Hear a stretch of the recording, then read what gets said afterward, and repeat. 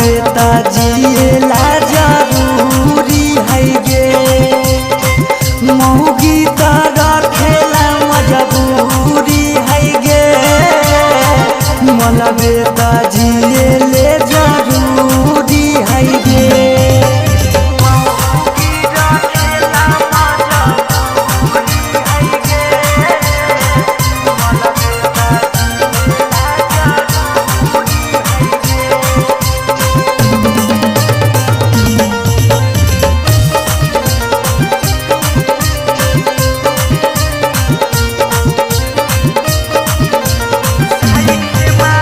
Side से माजा तो हुई यार के देते रहेंगे नैहर के माजा छौड़ी तो हूँ लेते रहेंगे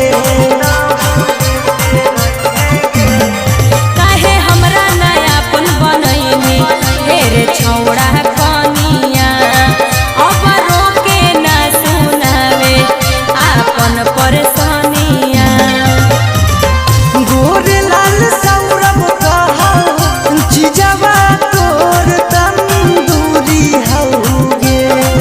हके मौगी रखल हमर त मजबूरी हौगे मला बोता जिएले जरूरी हौगे मौगी रखल हमर त मजबूरी हौगे मला बोता जिएले जरूरी हौगे ढेर फुसलाओ जा।